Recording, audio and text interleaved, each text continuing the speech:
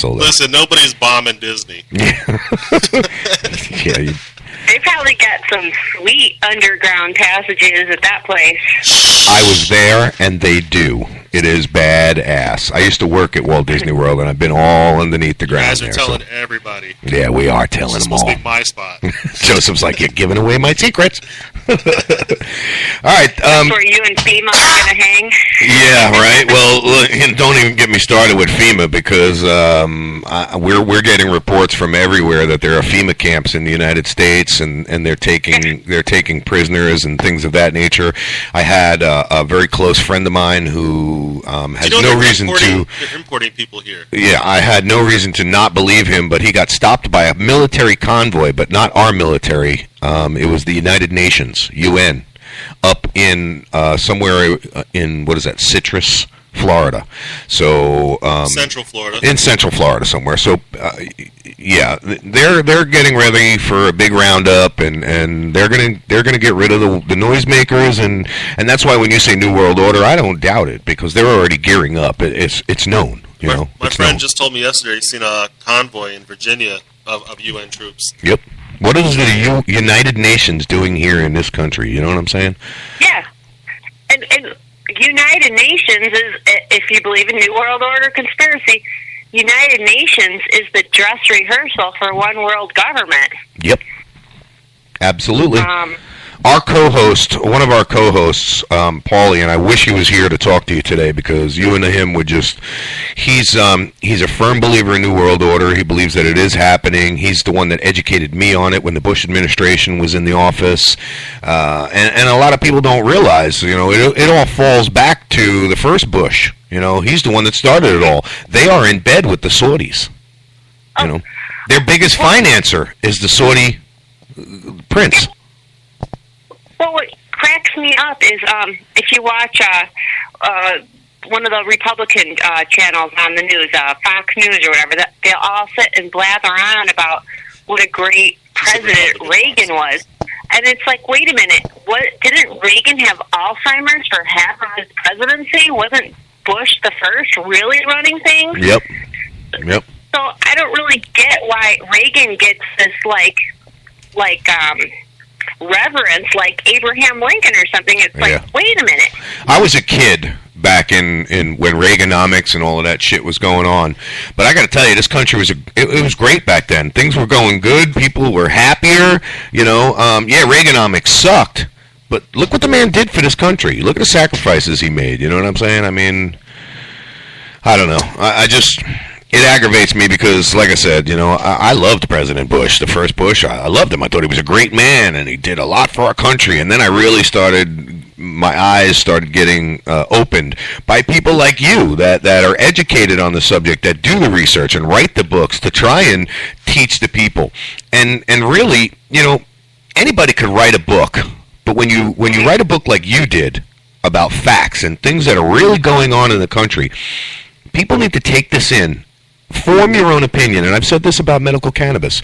Don't listen to what everybody else is saying. Form your own opinion. Do the research. Read. It's out there. You just have to look for it. It's not bullshit. Not everything you read on the internet is bullshit. Yeah, smoke a joint. Right. Focus. It's the last, the truly last place we have to be free when it comes to free speech.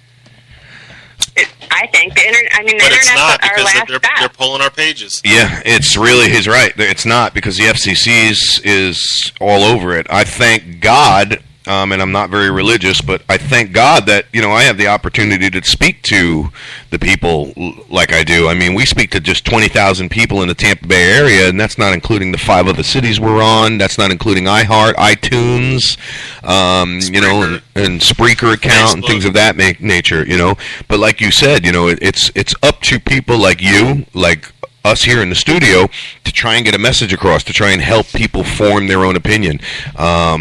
With that said, Dina, I really like to thank you for calling in, and we're just gonna move on. I don't know what else to say. I'd like to see you keep doing what you're doing. Absolutely. I'm looking forward to another book coming out. You any idea when you're gonna be doing something like that? I know your book's only a month old, but you gotta you got to have the future planned, right? Absolutely. You guys have a great show. Thank you. Keep doing what you're doing. It's an awesome show, and thank you very much. I like to go ahead. I just really enjoy listening to your show and shows like your show. I just feel like I get the real story over talking points that are handed to me by a CEO of a company. Yeah, and that's one thing that aggravates me about the mainstream media is and Bright House Networks, Clear Channel, they're one of the biggest ones out there. And we're only going to get better with people like you, because you informed us of some things today. So Absolutely. You opened our eyes, you opened our listeners' eyes, and then when the next person calls, we're going to learn more, we're going to tell more, we're going to talk more shit. Absolutely. And again, like I said, everybody appreciates, everybody appreciates a good conspiracy, all right? But when it's more than just a conspiracy and this is real life and things that are going on every day around you, like your book, I mean, we could talk all the shit we want, but when it comes down to your book and reality, this is real shit, folks. This is things that go on every day, and the sooner that people open their eyes and realize that what Dina has said, see, I did it again, I called you Diana, what Dina has said in her book and the things that she's gone over, it's real. It's really happening. It's happening every day, and the sooner we wake up and do something about it, the better off we'll be. People, listen, the power is in the masses. Power is in the people. Bottom line. Dina Ray, before we get off, can you tell me what you think about golden rice? Have you heard of that? Golden rice? Yes.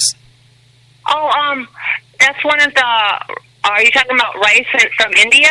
It's one of the GMOs, and what they were doing was trying to make a rice to feed, all these countries that have no food, I guess, that has vitamins in it. So they're trying to make one little rice plant that they can go plant over there, and everybody can eat just that and live. That'll backfire. Oh, well, I don't know about the rice, but Monsanto screwed the Indian farmers over so bad with the cotton, the GMO cotton, that, a long story short, 250,000 Indian farmers have killed themselves over their dealings with Monsanto. Wow. And they're killing themselves to get out of debt with Monsanto so their family can have a chance. Wow. What happened, though? The cotton didn't grow? They mutated it, or they genetically altered it.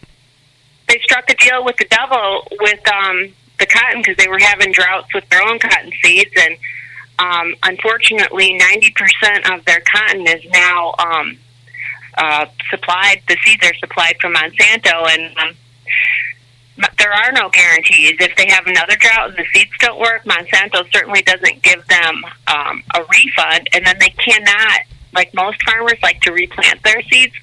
Monsanto rigged their seeds where they only bloom or they only grow one time a year. So you have to keep coming back. So you get one plant per seed, and it never reseeds. Right. Wow. So, I just Googled Monsanto, and the things that come up are disturbing. Oh, you never heard that name? No. Yeah, when she said Monsanto, I wanted to shut her off the air. Because they're more dangerous. We can talk all we want about Obama, our government. You talk about Monsanto, we're off. Yeah, huh? Yeah. Well, please Google In my opinion, Monsanto all and of the us Indian cotton farmers. And I don't know about the rice, but people are killing themselves to get out of debt with Monsanto in India, and they're so rich, they're not even going to give them a break. So That's crazy.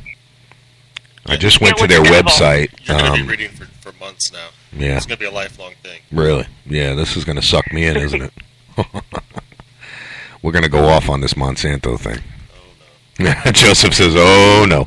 The men in black are coming to the front door. Well, all I got to say is they're dangerous people. I got a surprise for them. If there's any prepping companies that want to donate me a bunker before we start this Monsanto thing, please contact us. We're going to need it.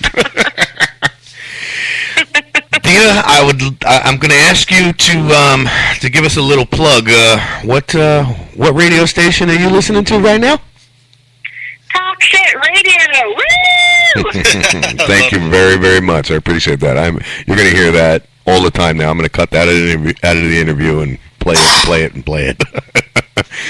Dina, it has been my pleasure talking to you. I really appreciate the info that you've given us, and don't be a stranger. You have my number. Anytime you want to call in, we're live 7 in the morning until 10 a.m. Eastern Standard Time.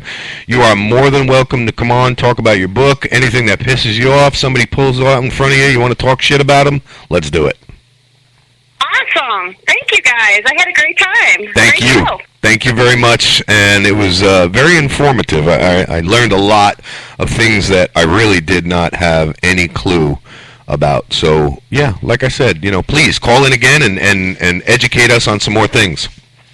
Thank you. Well, thank you so much. All right, Dina, you have a great day. You too. All right, bye-bye. Bye. So that was Dina Ray with Big Pharma, Big Agri, Big Conspiracy. You can get that on Amazon.com. Yes, very, very interesting. That was a pretty good interview. I tell you what, I learned a lot of things that I thought I knew about, but had really no idea. And this whole Monsanto thing, or Monsanto, or what is it called? Monsanto. I never even heard that word before. And now, what are you saying about like dangerous? I don't. I'm having trouble comprehending that. Just look it up, man. You just start looking. Yeah. Start looking at the people that went after him. Start looking for them again. Gone. You know what I mean? Like, just start looking. Really? You'll start seeing. No shit. See, that's scary, dude. You gotta look fast, though. Websites disappear. That's scary. You gotta be on it. So I got a buddy of mine who just posted on Facebook. I won't mention his names, but he said, I think prison life was better than one I have now. Well, buddy, I'd hate to disagree with you, and not that I've ever been to prison, but I can't imagine it being any better. Is he gay? Is he gay? I don't think he's gay. I don't know. Yeah, right. That's the one thing. That is the one thing that makes me swear I'm never going back. So on that note, I will just move on. Back in Vice news,